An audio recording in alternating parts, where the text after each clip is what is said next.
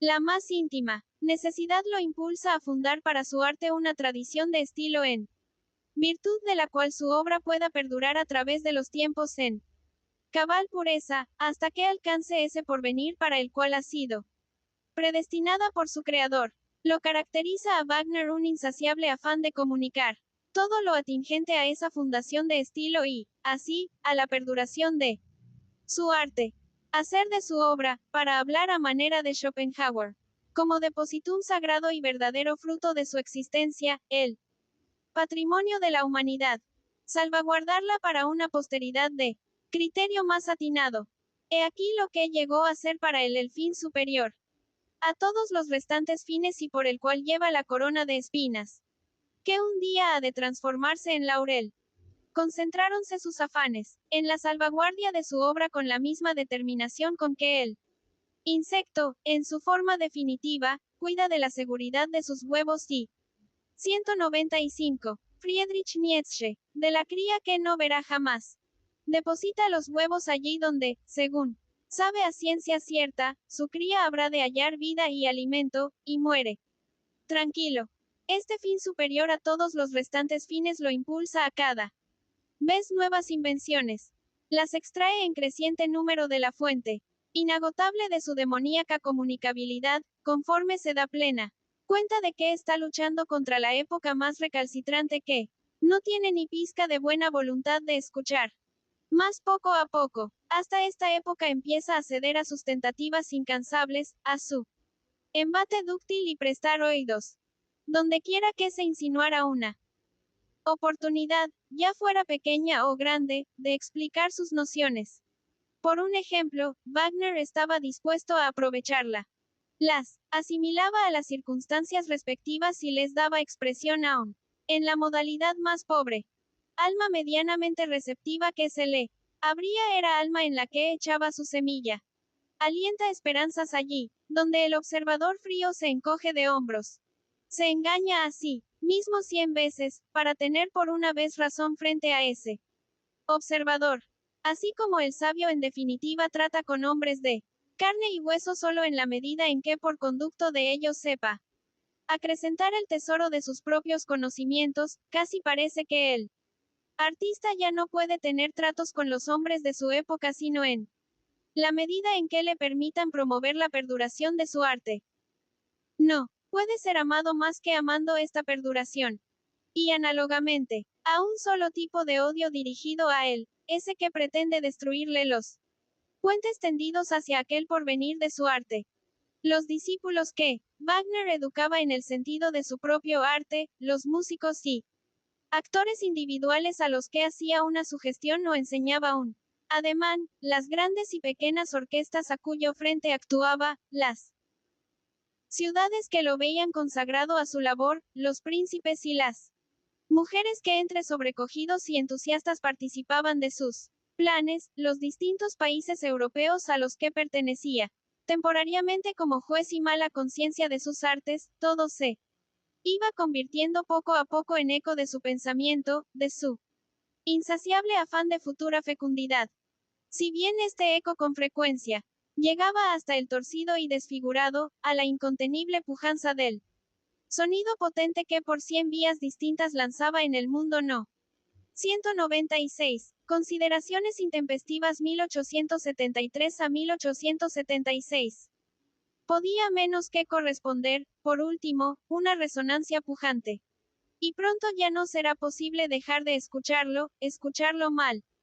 Desde la hora presente esta resonancia hace estremecer los centros de arte de los hombres modernos. Cada vez que el soplo de su espíritu ha barrido esos jardines, se ha movido cuanto había en ellos de ajado y picado. Y aún más elocuente que este estremecimiento es una incertidumbre que por doquier se despista. Ya nadie puede prever dónde se manifestará de improviso el influjo de Wagner. Es, para este de todo punto imposible considerar la salud del arte al margen de cualquier otra salud y calamidad. Donde quiera que entrañe peligros el espíritu moderno, percibe él con el ojo del recelo.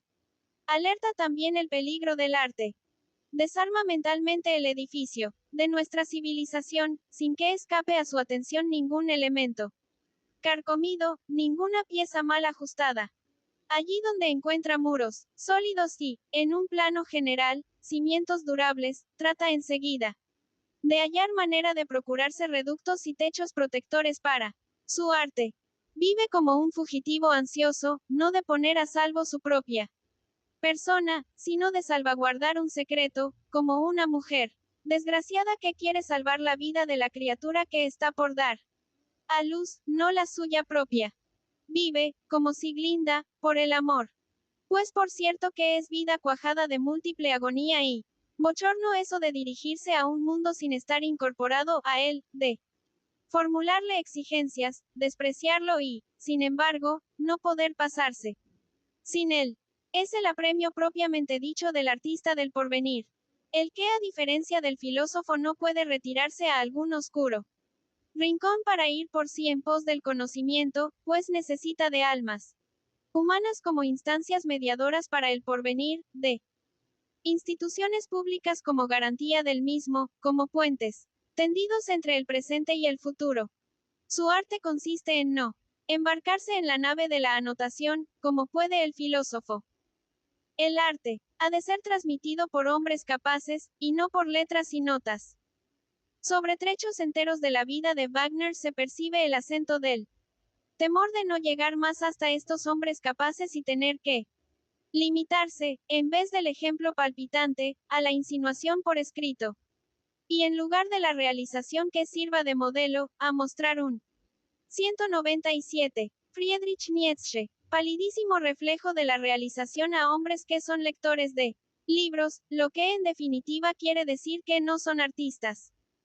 El escritor Wagner denota el apremio de un hombre valiente a quien ha sido destrozada la mano derecha y que pelea con la izquierda.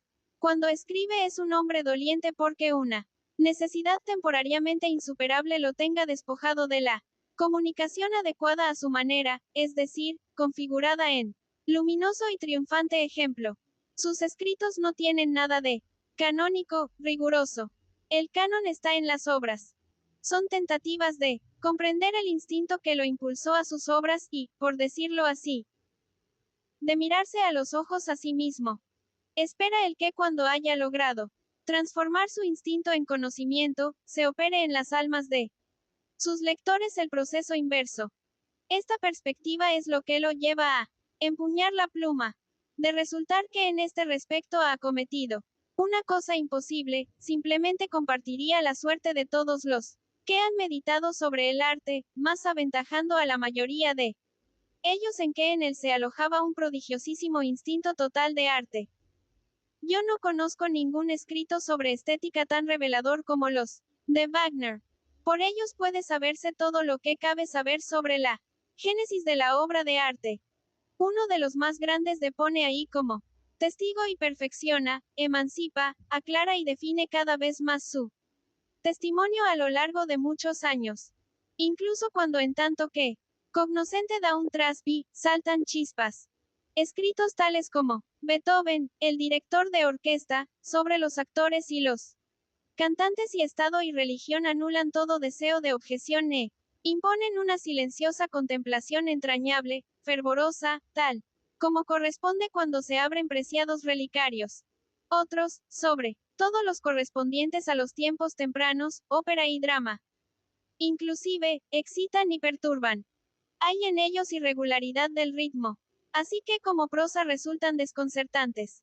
La dialéctica está en ellos múltiplemente quebrada, la marcha es retardada, antes que acelerada, por saltos del sentimiento.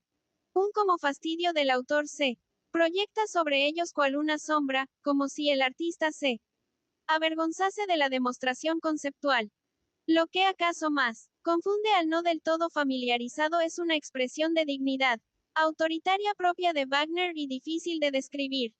Tengo la 198. Consideraciones intempestivas 1873 a 1876. Impresión de que Wagner frecuentemente hablase como ante enemigos.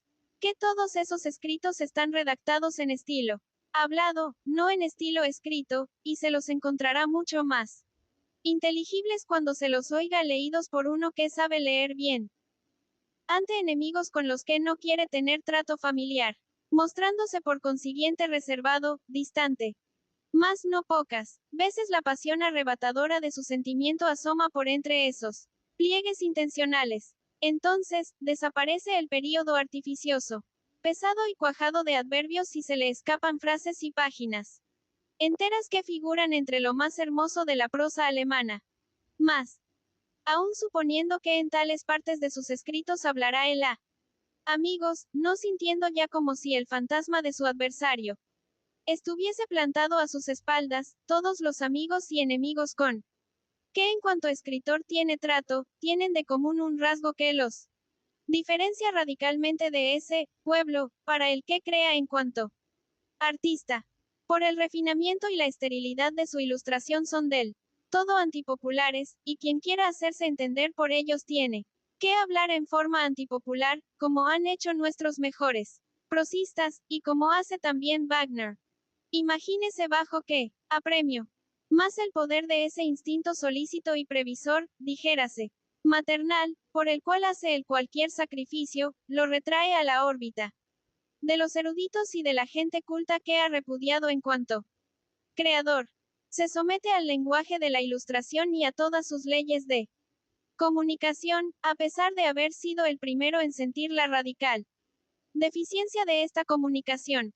Pues si algo diferencia su arte de todo arte de estos últimos tiempos, este algo es la circunstancia de que su lenguaje no es bael de la cultura de una casta y, en fin, no conoce la oposición entre gente culta y gente inculta.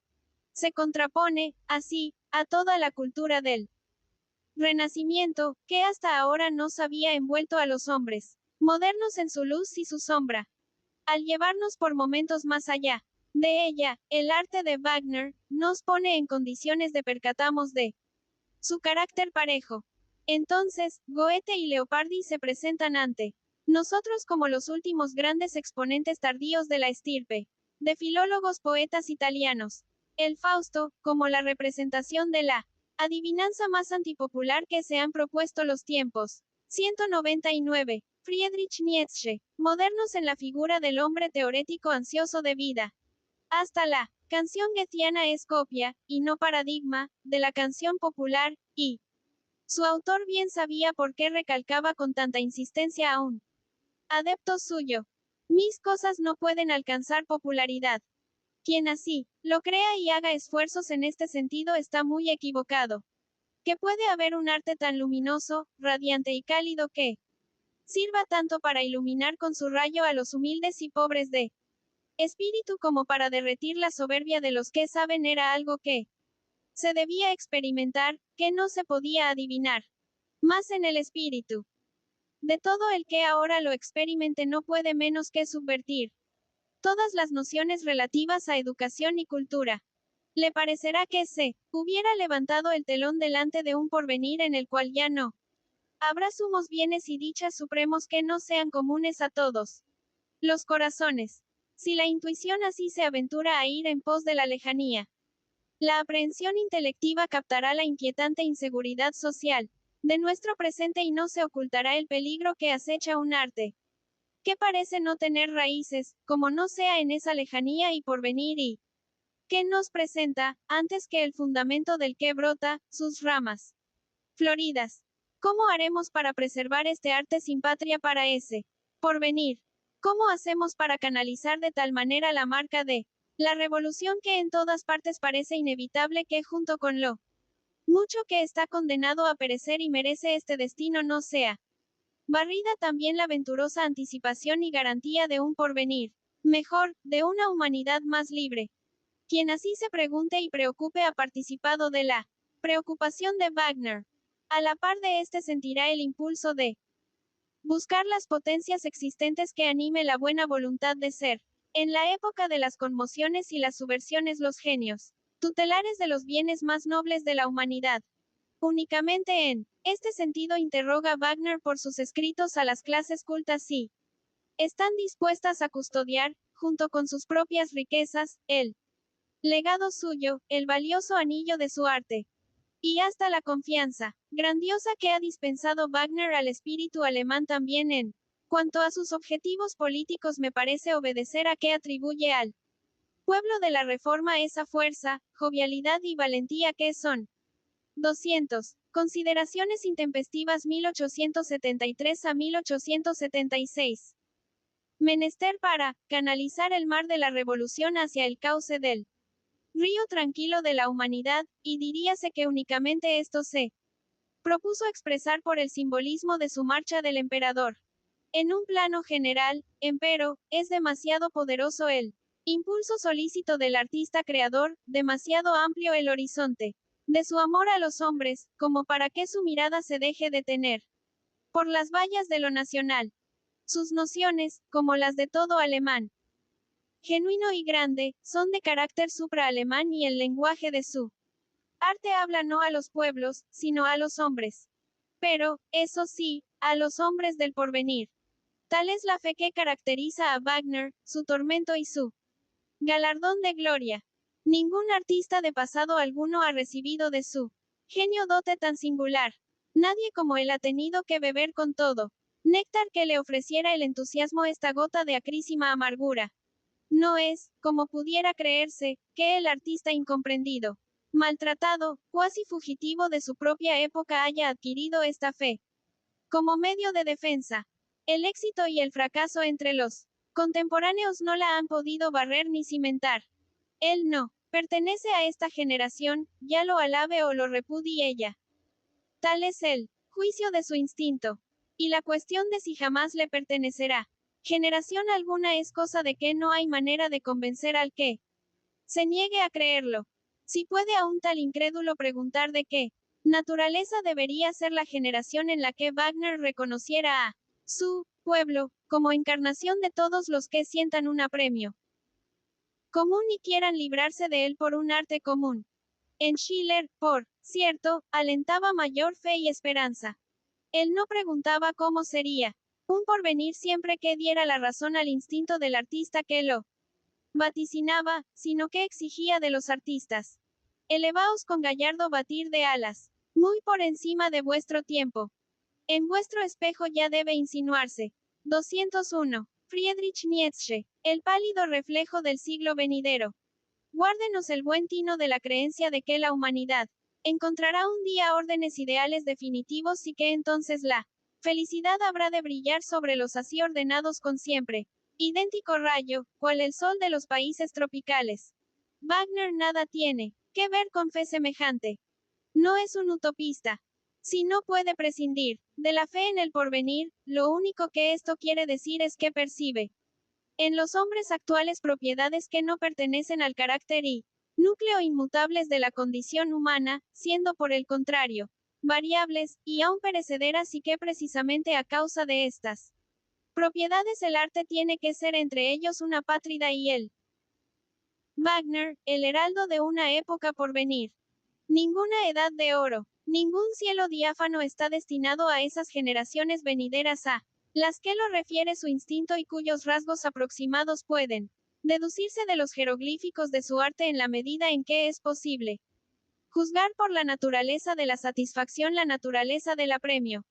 Tampoco la bondad y la justicia superhumanas estarán tendidas cual inconmovible arco iris sobre la tierra de ese porvenir.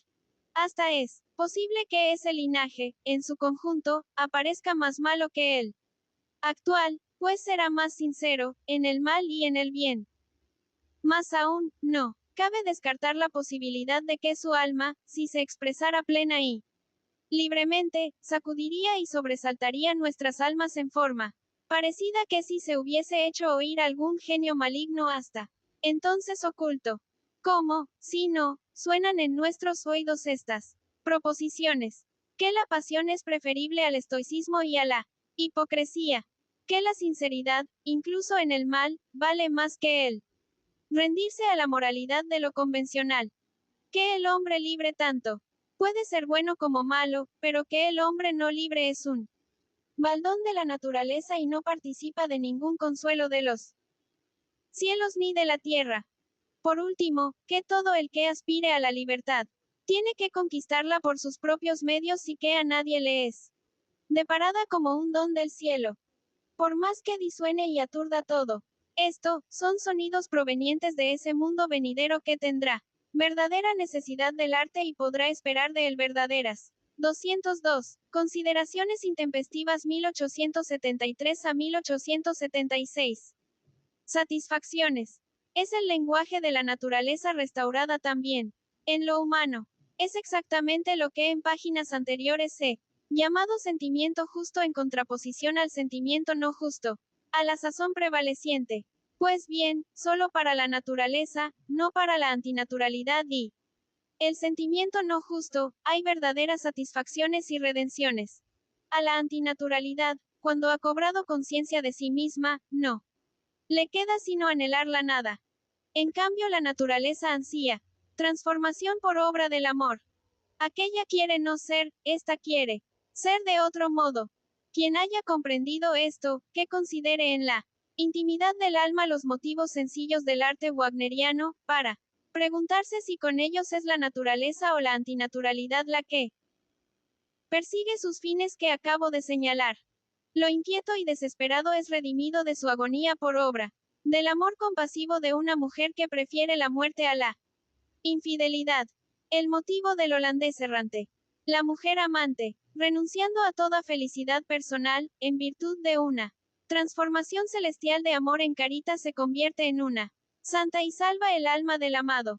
El motivo de Tannhäuser. Lo más excelso, lo más elevado, desciende anhelante a los hombres y no quiere que se le pregunte su procedencia. Al serle hecha la pregunta fatal, retorna, obedeciendo a un doloroso apremio, a su vida superior. El motivo de Lohengrin.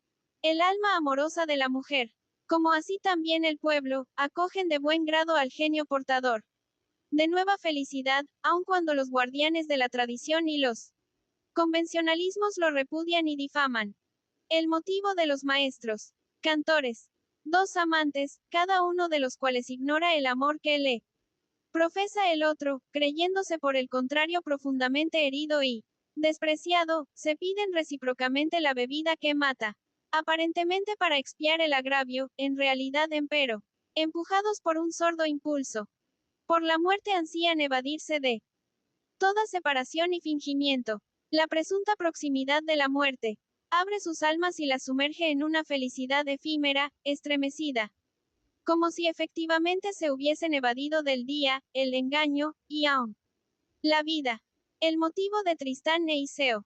203. Friedrich Nietzsche. En El anillo del Nibelungo, el personaje trágico es un dios que ansía poder y, ensayando todos los medios para conquistarlo, se ata por pactos, pierde su libertad y se enreda en la maldición que pesa sobre el poder.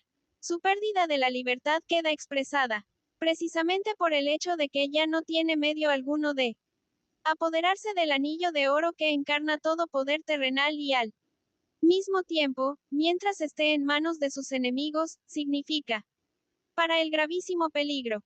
Lo invade el temor del fin y ocaso de todos los dioses, como así también la desesperación de tener que encarar este fin debatiéndose en dolorosa impotencia.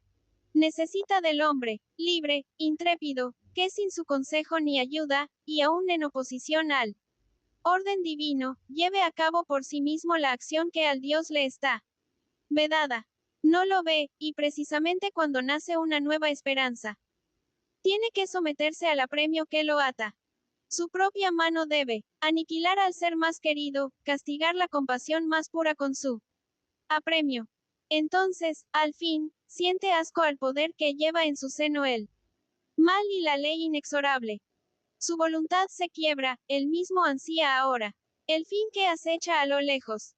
Y solo entonces sobreviene lo que antes más ha anhelado el Dios. Aparece el hombre libre, intrépido, nacido en oposición a todo lo convencional. Sus progenitores expían el haber estado unidos por un vínculo incompatible con el orden de la naturaleza y las costumbres. Ellos perecen, pero Sigfrido vive. Ante su portentoso devenir y eclosionar se retira el asco del alma de Wotan. Su mirada está fija en las andanzas del héroe con paternal amor y solicitud. Sigfrido se forja la espada, mata al dragón, conquista el anillo, elude el más artero de los engaños y despierta a Brunilda. La maldición que pesa sobre el anillo tampoco lo respeta. A él y lo acecha cada vez más de cerca. Leal en la deslealtad, hiriendo. Por amor al ser más entrañablemente amado, queda envuelto en las sombras y nieblas de la culpa, más por último emerge y se hunde. Puro como el sol, incendiando todo el cielo con los fulgores de su llama y purificando el mundo de la maldición. Todo esto lo observa él. Dios al que se ha roto la lanza rectora en lucha con el más libre. Gozoso de su propia derrota, sintiendo como en carne propia las vicisitudes de su vencedor. Con brillo de dolorosa felicidad su mirada. 204. Consideraciones intempestivas 1873 a 1876. Está fija en los acontecimientos postreros. Se ha vuelto libre en él. Amor, libre de sí mismo. Y ahora, hombres del presente, preguntaos si esto ha sido compuesto para vosotros. Tenéis el valor suficiente para señalar los astros de este firmamento de belleza y bondad y decir, es nuestra vida la que Wagner ha elevado hacia las alturas estelares. ¿Dónde hay entre vosotros hombres que puedan interpretar la imagen divina de Wotan de acuerdo con su propia vida y cuya figura, a grande conforme, como él, pasen a segundo plano? ¿Cuál de vosotros está dispuesto a renunciar al poder porque sabe y experimenta que el poder es malo? ¿Dónde están los que, como Brunilda, rinden su saber por amor y por último, no obstante, extraen de su vida el saber supremo? Amor doliente, hondísima pena, me abrió los ojos. Y los libres, los intrépidos, los que crecen y florecen nutriéndose de su propia esencia con inocente egocentricidad, los Sigfridos de entre vosotros. Quien así pregunta, y en vano pregunta, tendrá que fijar su mirada en los tiempos por venir. Y si en alguna lejanía alcanza a duras penas a ver aún al pueblo, al que será dable leer en los signos del arte wagneriano su propia historia, comprenderá por último también lo que Wagner será para este pueblo. Lo que para todos nosotros no puede ser, no visionario de un futuro, como se nos aparece acaso, sino intérprete y transfigurador de un pasado